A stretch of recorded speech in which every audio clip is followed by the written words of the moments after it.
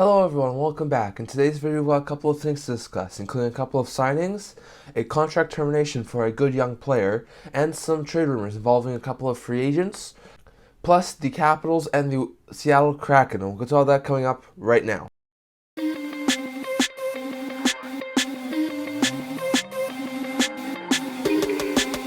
Hello everyone, welcome back to another video here at the End Hickey Channel. Now I'll kick things off today by discussing a few signings that have happened recently. I will start with the rest of the signings for July 5th that we never got around to in our last video. First, remember we mentioned when we were recapping these 2 through 4 that the San Jose Sharks acquired Leon Guanke in exchange for Artyom Kinaev. Well, Guanke has now signed his contract with the Sharks. His retro traded in that trade to the San Jose Sharks with the Winnipeg Jets. He has now signed a 1-year league minimum deal. So, like I said, decent AHL defenseman. Could be a third pair defenseman, but most likely will be an AHL defenseman. In my opinion, Guanke is a pretty good player who I think might have the potential to be a third pair defenseman in the NHL. So, a really good sign there for the Sharks. The Winnipeg Jets have signed goaltender Dominic DiVincentis to a 3-year ELC with the AAV of $858,000, and the deal will begin at the start of this year. So for DiVincentis, he looks like a solid goalie prospect who I think could be like a backup, maybe 1B at the NHL level. So it's a solid signing for the Jets, and I think he should definitely do really good at the NHL level. The Montreal Canadiens signed the 5th overall pick from this year's draft, the 2023 draft, David Reinbarker, to a 3-year entry-level contract with an AAV of $950,000. So I wouldn't expect Reinbarker to make the NHL this year, whether it's over in Europe or whether it's in the AHL. I expect Reinbarker to continue to develop his game in the AHL or over in Europe, but I do think in time Reinbarker could definitely be a solid improvement on that top 4 for the Canadiens. So while I don't think he'll get a shot this year, I wouldn't surprise me at all if as early as next year Reinbarker was making the NHL roster. So good sign there for the Canadiens. The Seattle Kraken have signed forward Tucker Robertson, who was the 4th round pick in the 2022 draft, to a 3-year entry-level contract with the AAV of $870,000. Now, Robertson, another really good forward prospect for the Kraken, will probably continue developing in juniors for now. Probably needs another year or 2 in juniors, then maybe a year or 2 in the minors. But I think in 2 to 3 years' time, he should definitely be challenging for like a bottom 6 role in the NHL level. So Robertson looks like a good player for the Kraken, and I do think eventually he should be a solid middle 6 forward at the NHL level. So a good signing there for the Kraken. The Carolina Hurricanes have signed Dylan Coughlin to a 1-year deal with an AAV of $850,000. Coughlin was acquired with Pat Shreddy last offseason in the trade with Vegas. Coughlin actually looked really well as like a 6th, 7th defenseman. Now the Canes do have a lot improved on the blue line, so in my opinion I'll expect him to be more of like a 7th defenseman. But still, I think if there were injuries and stuff, he could definitely be a solid third pair defenseman for the Canes. So solid signing there. The Washington Capitals signed Chase Priskie to a 1-year league minimum deal. Priskie spent the last few seasons with Florida and then went to Buffalo and then Anaheim, so he's been around a lot of places. He's more of an AHL defender. If there's enough injuries, he could see him be like a third pair defenseman, but I would expect him to be mostly an AHL defender. With the Winnipeg Jets, they sent forward Dylan Samberg to a 2-year contract with an AAV of $1.4 million. Sandberg's a solid third pair defenseman. I think he should continue to develop really well into like that solid third pair defenseman that the Jets really want him to develop into. So that's a solid sign there for the Jets, who I think can improve that defense if Sandberg can continue to grow his game. Then a couple of signings that happened on July 6th. The Flames signed 2 players. RFA's Ben Jones and Matthias Emilio Peterson, both signing 1-year league minimum deals, so not really significant news there. Both guys are decent high-end AHL players. I think they'll continue to be decent high-end AHL players for the foreseeable future. And then eventually, maybe Emilio Peterson I think could be a solid bottom 6 forward. I wouldn't expect Ben Jones to be much more than an AHL forward, but still, some solid depth signings there for the Flames. The LA Kings signed a couple players to contract extensions. They signed Tyler Madden to a 1-year league minimum deal. They signed Samuel Fagemo to a 1-year league minimum deal. And they gave Captain Andrzej Kopitar a 2-year contract extension with an AAV of $7 million. So for Madden and Fagemo, they were both RFAs. I think getting them 1-year league minimum deals is pretty good. Madden projects to be like a solid third-line center. Fagemo, a solid middle 6 winger. So those are both really good additions there for the Kings, keeping those 2 players. As for Kopitar, the contract didn't need to be done right now, given the fact he's still a year away from becoming a UFA. but it's a really good thing to sign him. Kopitar's the Kings captain. He's the team's #1 center. He's doing really well. This is his last year of his long-term contract of making $11 million AAV, so the cap it gets bumped down from $11 million this year to $7 million starting next year. So that's a really good sign in my opinion. So you now have your 1-2-3 punch of Kopitar, Dubois, and Nino down the middle, locked up for the foreseeable future. You have their captain locked up. I really do like that signing. Kopitar can still put up like at least 20 to 30 goals. He can at least still put up like 50 to 60 points. And he doesn't look like he's going to slow down. He's still one of the better two-way forwards of the game. So I really like that deal, and I think Kopitar should continue to be a really good piece in LA. Also, the St. Louis Blues signed forward Hugh McGing to a 1-year league minimum deal. Once again, decent bottom six forward. I think could get a shot at the bottom six, but in my opinion, he'll most likely be an AHL forward, so another depth signing there. The Ottawa Senators signed UFA Zach McEwen to a 3-year league minimum deal. It's solid money there. McEwen's definitely a solid physical bottom six forward, usually playing on the fourth line, so a solid sign there for the Senators, playing on fourth line. He could probably take a roster spot of like Austin Watson, who really did a really good job in a physical role in the fourth line before leaving Ottawa this offseason. So I definitely think McEwen is going to fit in really well on the fourth line for Ottawa. On top of that, you got the Washington Capitals signing Andrew Cristal, who was a second-round pick, and the National Predators signing Kalen Lind, who was a second-round pick, and Tanner Molendyk, who was a first-round pick, to their entry-level contracts. All three get their entry-level contracts.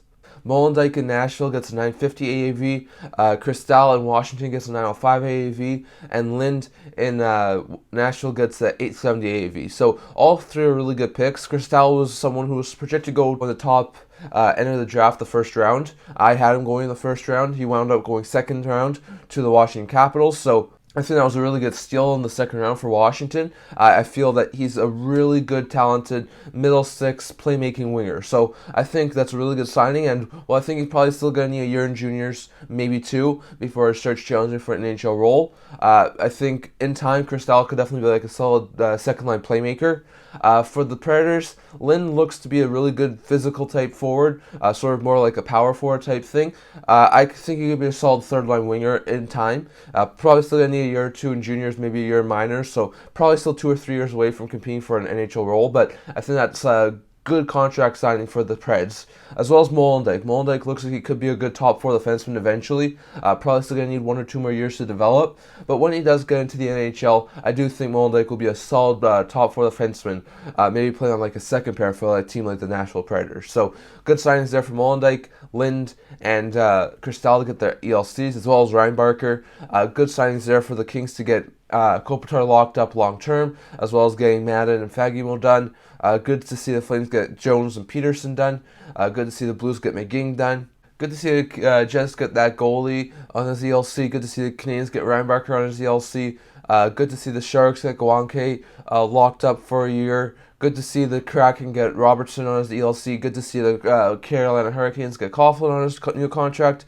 Also good to see Prisky get a new contract in Washington. And good to see Winnipeg sign Sandberg. So a lot of really good signings there over the 5th and 6th in the NHL. And that's all the signings we're going to get to today, as that's quite a lot of signings that have happened over the last few days. Still, we're going slower a little bit here. Not as much as there was a week ago, but there's still a pretty significant amount of signings. So definitely interested to see who else signs, but we're starting to get a little bit lower and lower amount of signings each and every day. So going to be interesting to see who signs next. That's all the signings we're going to get to.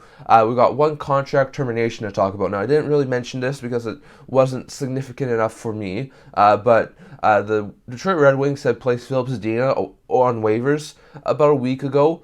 It sounded like Zadina wanted a trade. They looked for a trade. The Red Wings did. They couldn't find one, so they wanted to place him on waivers to see if anyone would take him, and he cleared. So he was making a pretty good salary of over $1 million, and no one really wanted to take a chance on him making that much money. So no one was able to get him on waivers. They wound up leaving him on waivers, and he cleared. So he wound up clearing waivers. There was a lot of talk that maybe he could still be traded. And then there was a speculation just a couple days ago that he was going to be placed on the waivers again, but this time for the purpose of contract termination. And yesterday it did happen. He was placed on waivers for contract termination and cleared. So that's really an important thing, because this now means that Zadina is a UFA. So Zadina is now a free agent. He can sign with whatever team he wants. He's betting on himself. For the rest of his contract, which I think was has a year or two left on his deal, making around something like $1.3 million on an AAV. It sounded like he was making on that contract over $4.3 million. So he's definitely betting on himself here, trying to get maybe like a short-term, cheaper deal to try and bet on himself, show that he can still be a solid middle six winger at the NHL level, and then hopefully get a new deal at some point in the future. That's a little more better if he shows that he's still good and productive. But I think that's really bad for Detroit. Zadina was the 6th overall pick back in 2018. It's quite surprising that they had to go through a contract termination. I thought there would have been at least some value on Zadina on the trade market. I did have him as one of my top 50 trade players. So I'm quite surprised that the Red Wings had to go down this road. I think it was definitely a time for a separation. I don't think Zadina was fitting in very well in Detroit, and it just didn't look like it was working really well. But still, I was quite surprised that A, there was no trades for him, and B, that no one took him on waivers to begin with. So they mutually agreed to terminate the contract. So now Zadina decides to walk away from this over $4 million that he was going to make on that current deal with Detroit, and Detroit finally gets rid of Zadina one way or another. So it's going to be interesting to see where Zadina signs. I've seen some people say Minnesota. I've seen some people say Edmonton. I wonder if there's some more other teams out there. There's probably going to be a huge amount of teams who be interested in Zadina. I think in a solid top 6 role, maybe even top 9 role, Zadina could be a solid player. If he can give the opportunity to score at a high rate, I think he could be a solid NHL forward. So I think there'll be opportunities for Zadina. I think he'll be able to sign somewhere in the not distant future, but I'm just quite surprised that it had to take a contract termination between Zadina and the Red Wings for the Red Wings to get rid of Zadina. So quite surprised there. After waivers, now contract termination, Zadina is no longer a Red Wing, and we'll see where he signs with after he figures out who he's going to play with. But definitely interested to see. I definitely would love to hear your thoughts down in the comments. Are you surprised about how Zadina's development went? Are you surprised they wound up having his contract terminated instead of being moved like I am? And where do you think Zadina winds up going? Definitely interested to see. I'd love to hear your thoughts down in the comments on where you think Zadina will end up. But definitely, that's an interesting piece of news I want to touch on here, but that's all. So going over to the trade rumor part now. So just want to touch here on a couple of UFA rumors, plus the Seattle Kraken and the Washington Capitals. There's still two significantly important names out there, in my opinion, and Matt Dumba and Vladimir Tarasenko, who have not, at this point in time as the recording of this video, have not signed new deals. Tarasenko recently fired his agent after he wasn't able to get a really good deal. He's with a new agency now, so it's going to be interesting to see where he goes. I've seen some people linking him to Nashville and San Jose recently. Nashville has enough cap space to sign him if they wanted to add him to his top 6. San Jose, they could be clearing some cap space by moving Erik Karlsson, so they could use a guy like Tarasenko as well in that top 6. So I think there's going to be some options for Tarasenko still, but I still think the two front runners, as it seems like guys have made out, are the Hurricanes and the Senators. Canes are looking for another top 6 winger, someone who can help with their scoring. We know that. The Sens could be looking for another top 6 winger if they are able to move from Alex DeBrincat. So it sounds like Carolina or Ottawa were the two front runners before you changed agents. But both those teams need to clear cap space. Ottawa's not going to acquire Tarasenko unless they move DeBrincat first. And the Hurricanes are not going to acquire Tarasenko until they move out a guy like Brett Pesce. So it sounds like those two teams are going to need to move out cap space before they can sign a guy like Tarasenko. And it sounds like a Tarasenko deal might be waiting for one of those guys to happen. So if Pesce's moved, or if DeBrincat's moved, and not just in future, maybe expect Tarasenko signing to quickly follow after for the Hurricanes or the Senators. So it's going to be interesting to see, but add Nashville and San Jose to a list of teams who could have interest in a guy like Tarasenko, but still have Carolina and Ottawa as the front runners, and it sounds like Carolina and Ottawa would need to clear cap space before signing a guy like Tarasenko. As for Dumba, it sounds like two teams linked to him are the Arizona Coyotes and the San Jose Sharks. Both teams are not looking to do overly good this year. They're most likely both going to miss the playoffs, in my opinion. We know Arizona's looking to get a little bit more competitive. They brought in a guy like Zucker, they brought in a guy like Kerfoot, they brought back Bugstead to improve that top nine, and they really did a good job, in my opinion, of improving that top nine for that team. But on top of that, they do have some defensive problems, and I know that they brought in Statue, which was good, but that's not a really huge fix. So I could see Arizona be looking for a defenseman or two still. It sounds like, according to Elliot Friedman, that Arizona basically said that Dumba has a spot with Arizona should he want to take it. So it sounds like Dumba could go to Arizona on maybe like a short-term, maybe 1 or 2 year deal at some pretty good money, because Arizona does have a lot of cap space. And then maybe he trade him at like this year, next year's deadline. So it's going to be interesting to see, but it sounds like Dumba could go to Arizona. There's a lot of speculation that if Carlson's moved by the Sharks, they could use some more help in like the top four as well, trying to replace a guy like Carlson. So maybe the Sharks are a team who winds up signing Dumba to like a 1 or 2 year deal. There was also a lot of speculation that Toronto was in it, but they couldn't make it work, and they wound up going with Klingberg.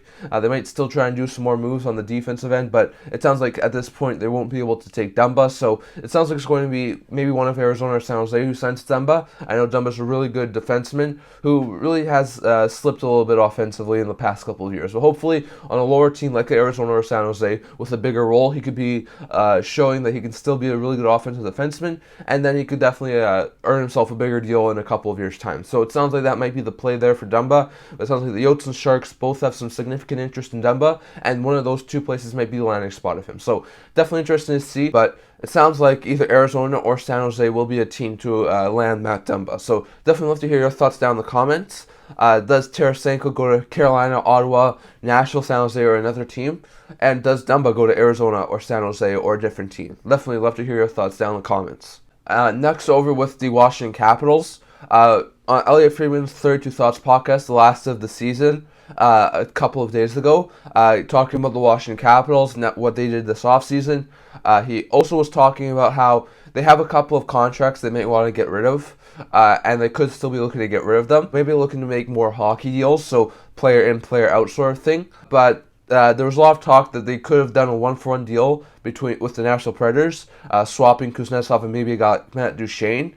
And that when that deal wasn't looking like it was going to happen, the Preds bought out Matt Duchene. So it sounds like that was a possibility. It sounded like the Preds did have interest in Kuznetsov, so I could see the Capitals still try and do something like that. We know that the Caps want to move on from Kuznetsov. We know that Kuznetsov wants a new, fresh start. So I do wonder if the Caps are able to get like a solid middle six player in return, maybe they are willing to move Kuznetsov still. Not sure if the Preds will have any interest now that there's no Matt Duchene.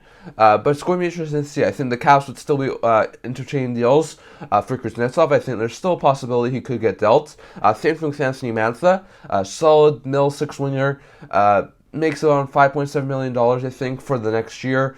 He's a solid power forward type player, and I think he can fit in well in a couple of different spots. So as long as they can make some sort of a hockey trade 1-for-1, I think there's still a possibility that the Caps move Kuznetsov or Mantha. So going to be interesting to see, but it sounds like it could still happen at some point in this offseason where the Capitals move Kuznetsov or Mantha in a 1-for-1 trade. As for the Seattle Kraken, Elliot Friedman on that podcast also said that he thinks that the Kraken feel that they could be one legit top-end scorer away from being like a legit contender in the Pacific Division. He says that he thinks that they were pretty far down the road in Carlson before they said that they weren't going to do that. So, one thing, Carlson's a really good offensive defenseman. He also said that maybe they're on a guy like DeBrincat. It's possible. DeBrincat's a really good 40-goal scorer, so that could really help a team like the Seattle Kraken. Maybe they're looking for another goal scorer, but they do have a ton of cap space right now. They have over $10 million, and they just have to sign Vince Dunn.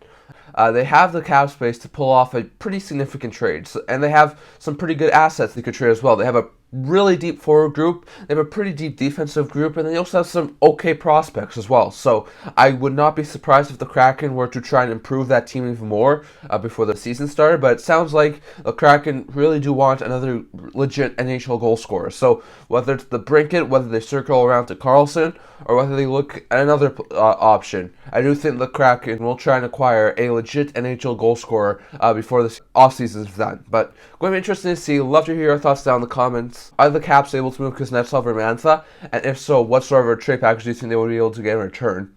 And where do you think they would go? And will the Kraken be able to acquire a top-end scorer before the season starts?